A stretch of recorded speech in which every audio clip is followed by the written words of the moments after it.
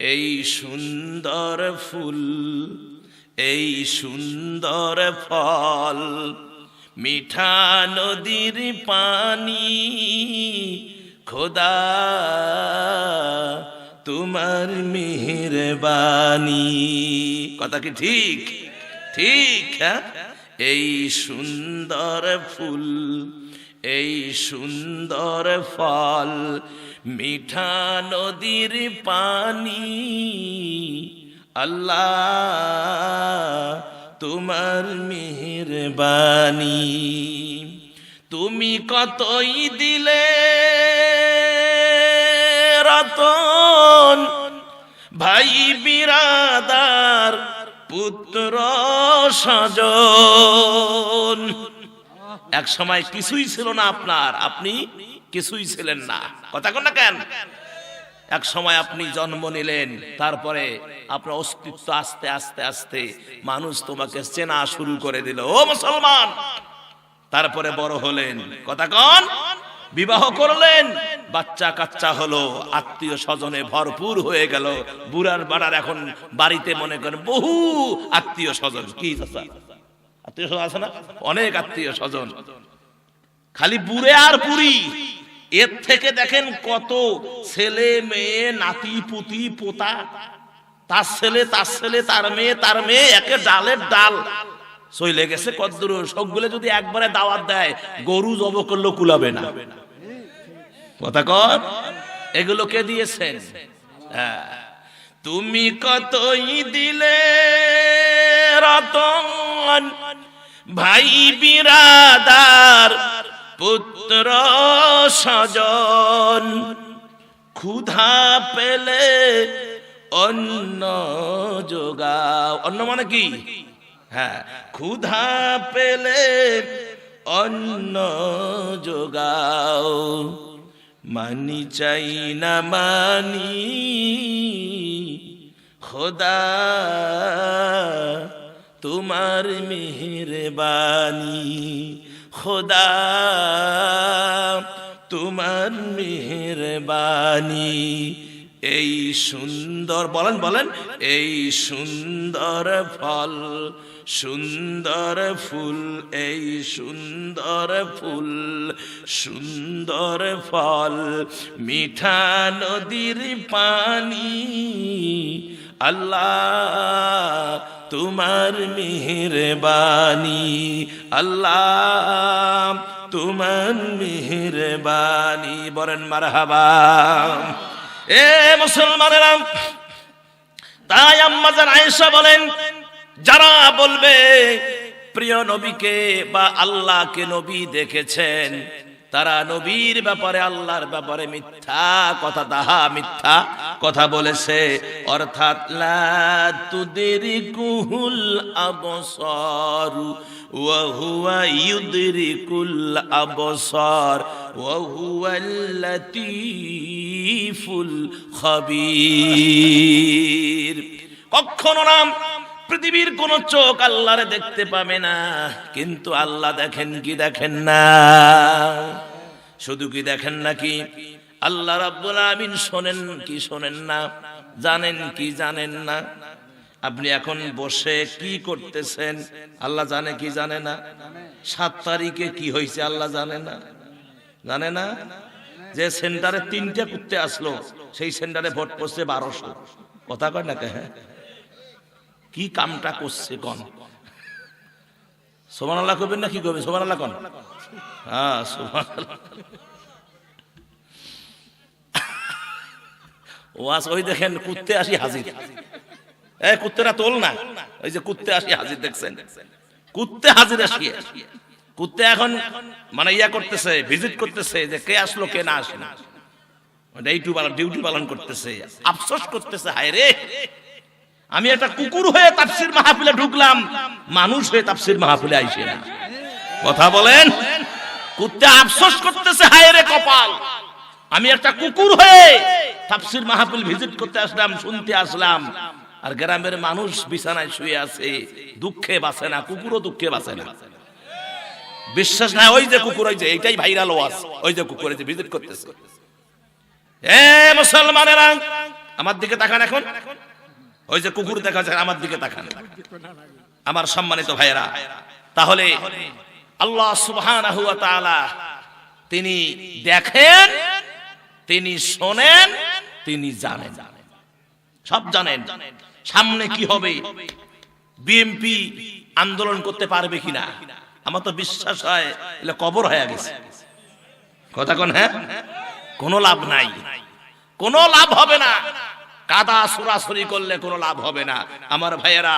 বিধায় যা হয় পৃথিবীতে, যা হচ্ছে সব আল্লাহ জানেন। জানেন কি জানেন না? এই জন্য বলা হয়েছে কোরআনুল কারীমের ভিতরে, আমি তো কোরআনের বাইরে কোনো কথা বলবো না, হাদিস কোরআন থেকে যা আছে তাই বলবো। আমি যে এই কথাটা বললাম, এই আল্লাহ যেমন দেখেন তেমন শোনেন তেমন জানেন, এটা কোরআনে আছে না? আল্লাহ পাক বলছেন ওয়া হুয়াস সামিউল বাসীর। আল্লাহ যেমন দেখেন আল্লাহ তেমন শোনেন। সুবহানাল্লাহ। কোন আপনার হৃদয়ে কি কল্পনা জাগে, মাথায় কি ঘুরপাক খায়, পৃথিবীর কেউ না জানলে আল্লাহ জানেন। যিনি জানেন তিনি হলেন আল্লাহ। তাহলে পৃথিবীর কেউ আল্লাহরে দেখে না, দেখেন কে? আল্লাহই দেখেন। মুসলিম শরীফের হাদিস। সম্মানিত ভাইয়েরা, প্রিয় নবী মুহাম্মদ রাসূলুল্লাহ সাল্লাল্লাহু আলাইহি ওয়াসাল্লাম আল্লাহকে দেখতে পারেন নাই। ওয়া মা কানা লিবাশারিন আন ইউকাল্লিমাহুল্লাহু ইল্লা রাহিয়ান আও মিন ওয়ারাই হিজাবিন আও ইউরসালু রাসূল। এখানে বলা হয়েছে আল্লাহ কোন মানুষের সাথে দেখা করবেন তা হতে পারে না, তবে হ্যাঁ রব্বুল আলামিন পর্দার আড়ালে, হিজাব মানে কি পর্দা, পর্দার আড়ালে আমার নবী এবং আল্লাহ একটা ধিনুক কা বা কাউসাইন, একটা ধিনুককে যদি এরকম করে বাঁকা করে আনা হয় এই পাশাপাশি, কিন্তু মাঝে ছিল কি, মাঝে ছিল কি বলেন? এই যে পর্দা, আল্লাহ এক সাইডে, আমার প্রিয় নবী পর্দার আরেক সাইডে। কথা বলেছেন, নবীজিকে আল্লাহ নিয়ামত দিয়েছেন। সুবহানাল্লাহ। কোন এ মুসলমানেরা, নবীজি আল্লাহকে দেখতে পারেন নাই, আল্লাহ নবীজিকে, আল্লাহ নবীজিকে, নবীজি আল্লাহকে দেখতে পারেন নাই, তবে হ্যাঁ পর্দার আড়ালে আল্লাহর সঙ্গে কথা হয়েছে। সুবহানাল্লাহ। আমার প্রিয় ভাইয়েরা, শুধু তাই নয়, এখন আসেন মেরাজ। মেরাজের ফজিলত, একটা ফজিলত আছে না নাই? এই মেরাজ যে হয়েছে ফজিলত নাই? প্রিয় নবী হাদিসে বর্ণনা করেছেন যে মিরাজের ফজিলত হলো হযরত আবু হুরায়রা রাদিয়াল্লাহু তাআলা আনহু হতে বর্ণিত। তিনি বলেন রাসূল সাল্লাল্লাহু আলাইহি ওয়াসাল্লাম বলেছেন, যে ব্যক্তি 27 তারিখে, রজবের 27 তারিখে যে ব্যক্তি রোজা রাখবে, আল্লাহ সুবহানাহু ওয়া তাআলা তার আমলনামায় 60 মাস নফল রোজা রাখার সওয়াব দিয়ে দিবেন। সুবহানাল্লাহ। কোন সেই একটা দিন রোজা রাখলে 60 মাস রোজা রাখার সওয়াব। এই দিনটা কিন্তু এই রজব মাসে। কি মাসে? রজব মাসে। প্রিয় নবী বলেন, হযরত আনাস রাদিয়াল্লাহু তাআলা আনহু থেকে হাদিসখানা বর্ণিত, তিনি বলেন, যে ব্যক্তি 27 রজব ইবাদত করবে তার আমলনামায় 100 বছরের ইবাদতের সওয়াব আমলনামায় দেওয়া হবে। কয়শো বছর? 100 বছর ইবাদতের সওয়াব তার আমলনামায় দেওয়া হবে। কেউ যদি 27 তারিখের রাতে 26 তারিখ দিবাগত রাত কেউ যদি ইবাদত করে, তাহলে 100 বছর রেজা মানে ইবাদত করার সওয়াব আল্লাহ ওই বান্দার আমলনামায় লিখে দিবেন। সুবহানাল্লাহ। কোন সওয়াব আছে না নাই? জোরে কোন আছে না নাই? আমার ভাইরা, এখন যদি আমরা বলি মেরাজের সূচনা, মেরাজের সূচনাটা কি? আমি কিন্তু পার্ট বাই পার্ট আস্তে আস্তে আসতেছি, খুব মজা আছে। থাকবেন না যাবেন? শুনে যান। অনেক ওয়াজ তো শুনছেন, আজকে মেরাজের আলোচনাটা শুনে যান, আপনাদের ভালো লাগবে। ভালো লাগবেই 100%, 100% ভালো লাগবে। তাহলে প্রিয় নবী সাল্লাল্লাহু আলাইহি সাল্লামের মিরাজের সূচনা হচ্ছে হযরতে আব্দুল মালিক ইবনে সাসাহ রাদিয়াল্লাহু তাআলা হতে বর্ণিত আছে যে রাসূল সাল্লাল্লাহু আলাইহি ওয়াসাল্লাম ইরশাদ করেন, আমি কাবার হাতিমে অথবা কাবার হাতিম কোনটা? কাবার হাতিম কোনটা জানেন? যারা হজে গেছেন দেখেন নাই, হ্যাঁ জান নাই, দেখেন নাই। কাবার হাতিম, আল্লাহু আকবার কর। কাবা শরীফের সাথে একটা ঘিরে দেওয়া আছে না, এই ছবিতে দেখেন না, সামনে একটা খাটো ঘিরে আছে না, ওইটাকে কাবার হাতিম বলা হয়। আমার প্রিয় নবী বিদায় হজ্জের সময় তিনি ওখানে 2 রাকাত নামাজ পড়ে একথা বলে গেছেন যে যদি আমি আগামী বছর আসতে পারি, আল্লাহ যদি আমার হায়াতে রাখে, তাহলে এই জায়গাটা আমি কাবার সাথে মিলিয়ে দিব। জোরে কোন সুবহানাল্লাহ। নবীজি বলেছেন, কেউ যদি এই কাবার হাতিমের ভিতরে 2 রাকাত নফল নামাজ আদায় করে, আল্লাহ সুবহানাহু ওয়া তাআলা কাবা শরীফের ভিতরে নামাজ পড়লে যে সওয়াব, ওই সওয়াব তার আমলনামায় লিখে দেন। আমি গুনাহগারের সৌভাগ্য হয়েছিল, কাবার হাতিমে 2 রাকাত নামাজ পড়েছি। সব সময় সুযোগ পাওয়া যায় না, প্রচন্ড ভিড় থাকে, জীবন বাজি রেখে যেতে হয়। হাজরে আসওয়াদ চুমা দেওয়া জীবন বাজি রেখে যেতে হয়, কথা কোন না কেন? তারপরে কাবার মুলতাজিম, তারপরে আপনার কাবার যে বিশেষ যে জায়গাগুলো, কাবার হাতিম, মুলতাজিম, হাতিম, তারপরে কাবার এই দরজা ধরতে গেলে জীবন বাজি রেখে যাওয়া লাগে। এত ভিড় হয় হজের সময়। যদি আপনি উমরাতে যান তাহলে আপনি সব কিছু আপনি করতে পারবেন, কোনো টেনশন নাই। এ সময় ভিড় কম হয়, হজের সময় ভিড় বেশি হয়। সম্মানিত ভাইয়েরা, প্রিয় নবী তিনি বলেন, আমি কাবার হাতিমে অথবা উম্মে হানি, তার ফুফু আম্মা উম্মে হানির ঘরে আমি শায়িত ছিলাম। এমন সময় জিবরাইল আমিন আলাইহিস সালাতু ওয়াস সালাম আসলেন, এসে আমাকে জাগ্রত করলেন। কিতাবের ভিতরে এসেছে নবীজিকে জাগ্রত করলেন, আর নবীজি জাগ্রত হলেন, আর তিনি শুনতে পারছেন শোরগোল। কি শুনতে পাচ্ছেন?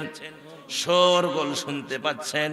কেননা আল্লাহ রাব্বুল আলামিন বলেছেন, জিবরাইল রে যা, দুনিয়ায় যা, আমার বন্ধুর সঙ্গে আমার বন্ধুকে দাওয়াত দেওয়ার জন্য যা। আমার বন্ধুকে আমি দুনিয়ার জমিন থেকে আমার আরশে আজিমের ভিতরে আমি নিয়ে আসব। আমার বন্ধুকে রিসিপশন জানার জন্য ও জিবরাইল একাই নয়, আমার বন্ধুকে রিসিপশন জানার জন্য জান্নাত থেকে 50,000 আমার রহমতের ফেরেশতা নিয়ে দুনিয়ায় নেমে যা। কয় হাজার? 50,000 রহমতের ফেরেশতা নিয়ে হযরত জিবরাইল আমিন দুনিয়ার জমিনে নেমে আসলেন। সুবহানাল্লাহ। আর যে ফেরেশতাদের তাসবিহ, আল্লাহর প্রশংসা, নবীর প্রতি দরুদ আর নবীর প্রতি শ্রদ্ধা, তারপরে সাদর সম্ভাষণে গোটা জমিন আসমান মুখরিত হয়ে গেছে। প্রিয় নবী সাল্লাল্লাহু আলাইহি ওয়াসাল্লাম জাগ্রত হয়ে গা চারামারা দিলেন, দিয়ে দেখলেন জিবরাইল আমিন হাজির, আমাকে জাগ্রত করলেন। বললেন, জিবরাইল খবর কি? অসময়।